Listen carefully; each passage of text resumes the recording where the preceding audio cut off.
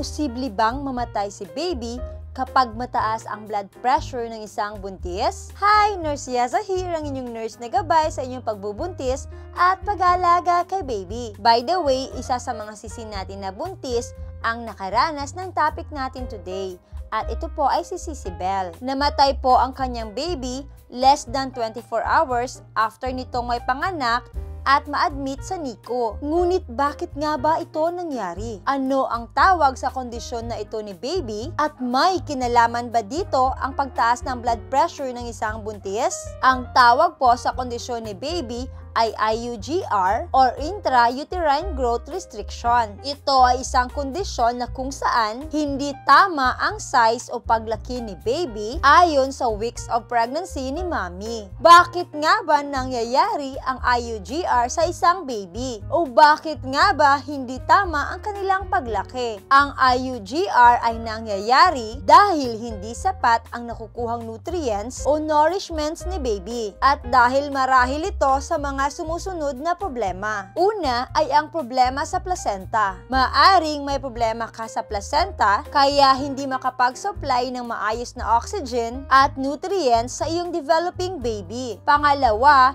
ay ang problema sa blood flow ng iyong umbilical cord. Mahalaga ang tamang blood flow sa umbilical cord dahil ito ang nagko-connect sa placenta at kay baby. Maaari ding magka-IUGR si baby kapag ang isang buntis ay mayroong sumusunod. Una, naninigarilyo, umiinom ng alak o gumagamit ng ipinagbabawal na gamot. Pangalawa, may infection gaya ng cytomegalovirus, German measles, toxoplasmosis, or syphilis. Pangatlo, umiinom ng gamot ng gaya sa seizure treatments. Pang-apat, may medical condition gaya ng lupus, anemia, or clotting problems. Pang-lima, ay may mataas na blood pressure. Pang-anim ay pregnant with multiples or kambal. Sa case po ni Sisibel mga sisi, na-diagnose po siya ng pre-eclampsia during sa kanyang 24 weeks. At nakita din ng kanyang doktor na hindi na akma ang size ni baby sa weeks of pregnancy niya. Kaya naman pagdating ng 28 weeks ay na-emergency CS na siya dahil daw mas lumala na ang kondisyon ni baby. Possible daw na kaya nagka-IUGR si baby ay dahil sa mataas na blood pressure o pre-eclampsia ni Sisibel. Kailangan na din daw mailabas ni baby dahil daw lumalala na ang pre-eclampsia niya at maaari niya itong ikapahamak. Nakalabas nga si baby. Ngunit sa kasamaang palad mga sisi ay hindi man lang ito umabot ng 24 hours sa NICU at binawian din ng buhay. Ano nga ba ang pre-eclampsia? At bakit delikadong magkaroon nito ang isang buntis? Ayon sa mayoclinic.org, ang pre-eclampsia ay isang komplikasyon sa pagbubuntis na mangangailangan ng matinding monitoring at treatment.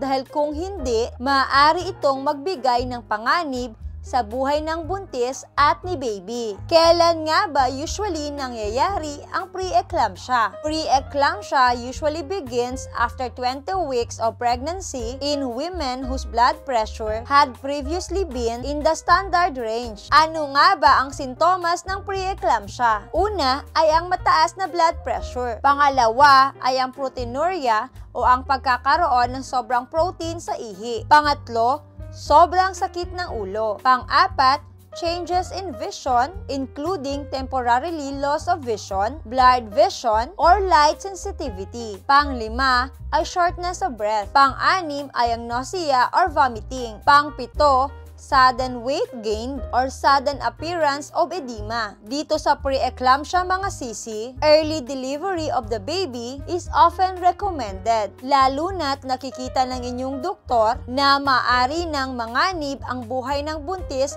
at ng kanyang baby. Sa case ni Sisibel, na emergency CS na siya sa kanyang 28 weeks. Ano nga ba ang mga pwedeng gawin para mapababa ang risk na magkaroon ng pre-eclampsia ang isang buntis? Una, panatilihin ang tamang timbang. Pangalawa, kontrolin ang blood pressure at blood sugar. Pangatlo, mag-exercise kung hindi naman ito ipinagbabawal ng inyong doktor. Pang-apat, magkaroon ng sapat na pahinga. Pang-lima, kumain ng mga healthy foods na may mababang asin lamang. Pang-anim at ang pinaka-importante din ay always have your regular check-ups para ma-monitor agad ng inyong doktor kung meron nga ba kayong pre-eclampsia. Sadyang napakasakit po talaga para sa isang buntis ang mawala si baby. Kaya kailangan talaga ng matinding pag-iingat mga sisi ngayong kayo ay buntis. Kung meron man kayong mga kakaibang nararamdaman ngayong kayo ay buntis at sa tingin ninyo ay hindi na ito normal, mas mabuti na ang kumonsulta agad kayo sa inyong doktor. Traidor po ang pre-eclampsia mga sisi. Kaya kung nararamdaman ninyo ang anuman sa mga sintomas nito, sabihin nyo talaga agad ito sa inyong doktor at huwag ninyong hayaan na maging sanhi pa ito para manganib ang buhay ninyo ni baby. Again, ako po si Nurse Yaza,